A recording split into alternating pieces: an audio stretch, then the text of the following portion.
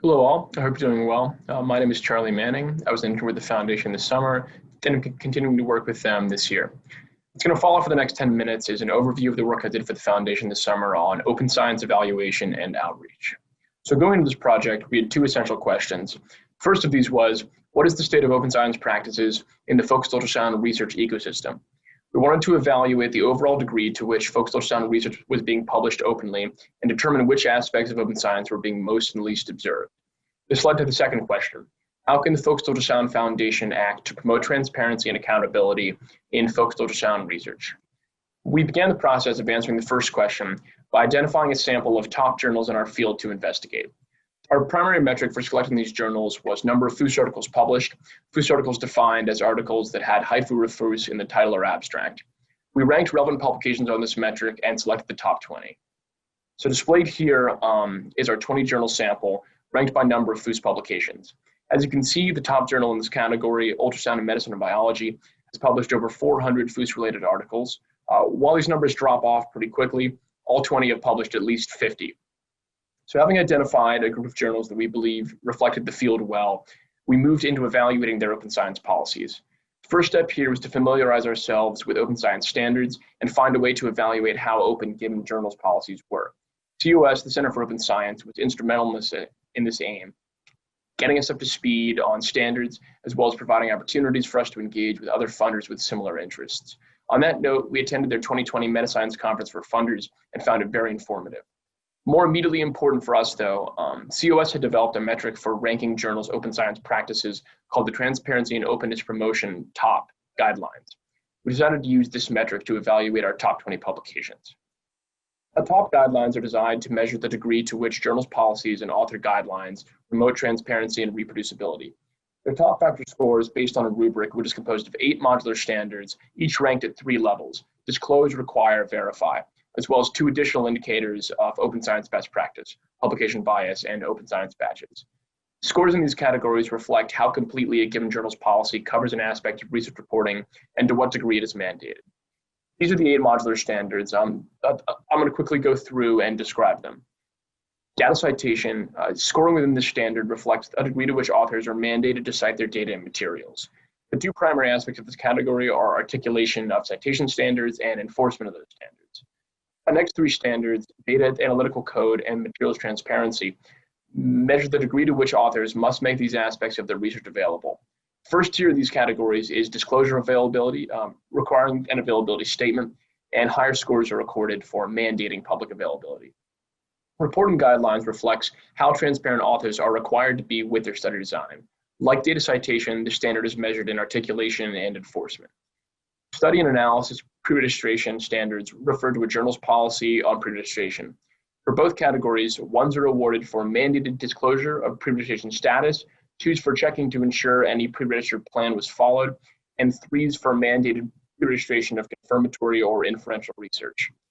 Final modular standard, replication, refers to whether a journal accepts replication studies and at what level they support them.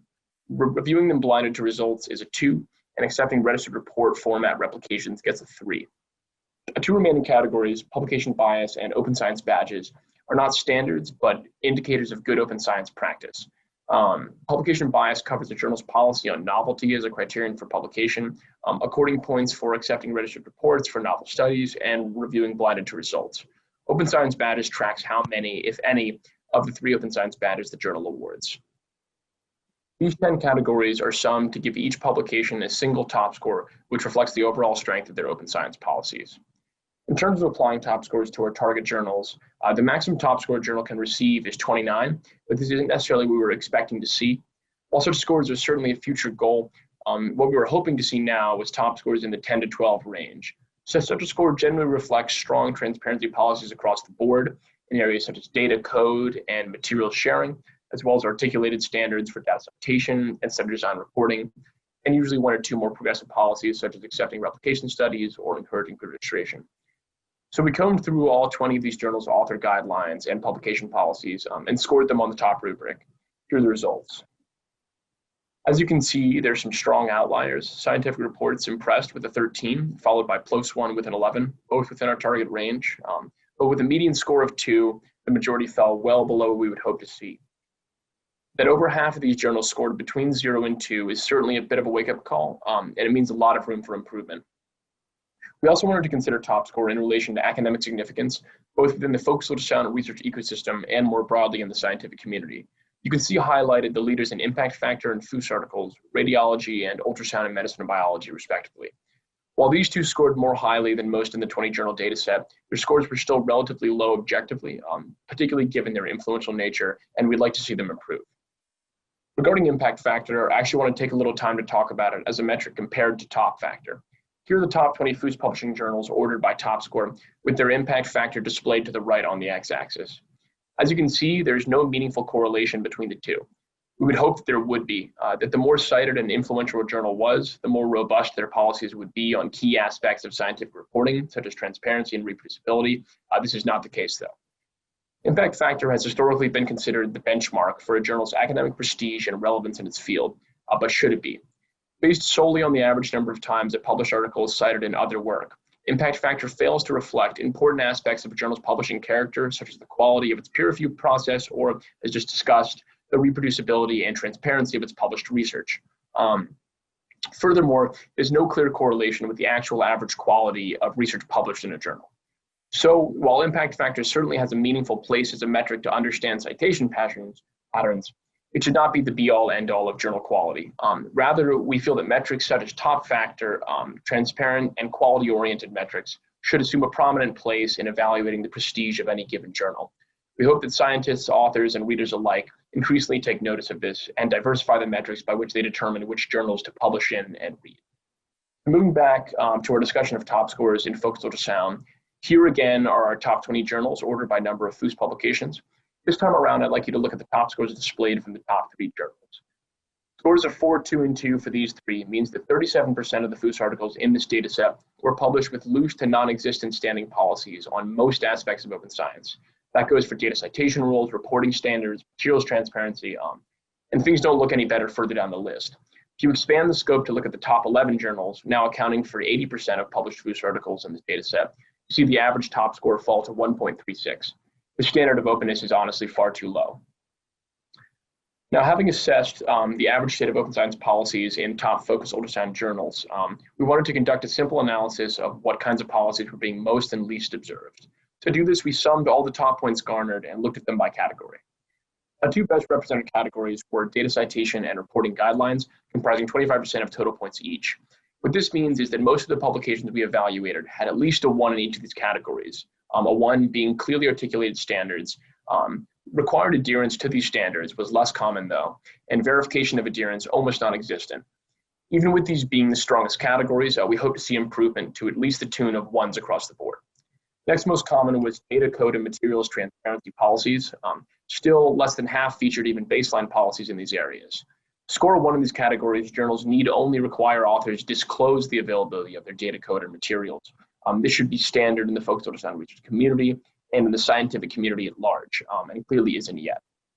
The remainder of top points scored by these 20 journals were in study and analysis, pre-registration, and replication. These 3 categories represent more recent ideas in the scientific community, and thus we were not entirely surprised to see their relatively lower numbers. That said, we believe that both pre-registering research and replicating existing studies are vital to ensuring accountability and thus the integrity of our science. We hope to see more and more journals in our community adopt such measures. The research discussed up to this point comprises phase 1 of this project, which I completed fully this summer. I'm continuing to work with the Foundation this year on phase 2, which is comprised of outreach and policy development. So phase 2. Having gained a better understanding of the state of open science in the focused ultrasound research ecosystem, we wanted to act to improve it. And given our position as a prominent funder in the field, we believed we could meaningfully impact change in research standards. Our process to do so is ongoing and multifaceted, but I want to focus on just one aspect of a response for the rest of this talk: communicating with journals. We're currently in the process of drafting letters to all 20 of the publications we evaluated. The purpose of these letters is to inform each journal of its top evaluation, express the Foundation's desire to see them improve their policies, and comment specifically on what they can improve on an individual basis.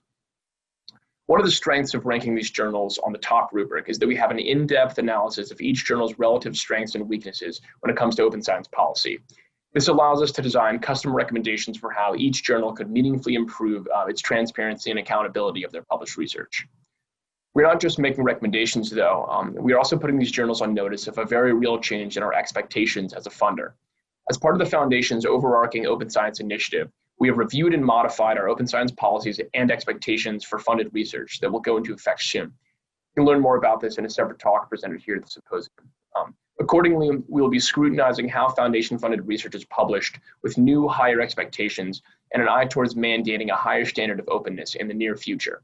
A standard, it is worth noting, most of the top 20 FOOS publishing journals do not currently meet. We hope this encourages journals in the focused ultrasound research ecosystem to make some necessary updates to their policies. To close this out, I wanted to speak just briefly on why the Focused Ultrasound Foundation cares about open science. Our mission, as many as you here I'm sure already know, is accelerating the development and adoption of life-changing treatments. The success of this mission is contingent on the quality of research produced and the degree to which it is shared. Maximizing the speed at which we advance our overall understanding of this technology requires maximal cooperation and sharing between researchers, and ensuring that the discoveries that are made or underpinned by sound research requires adopting ever-evolving new accountability measures. We believe the focused ultrasound research community could improve in these areas to the benefit of all. Our shared mission to discover new applications of the technology and implement it to help people depends on good science, and good science is open science. I want to say a quick thank you to the Center for Open Science for creating the top guidelines and inviting us to their 2020 Funders Conference, as well as my mentor, Emily White, for her excellent guidance these past few months. And thank you to everyone attending the symposium for your attention.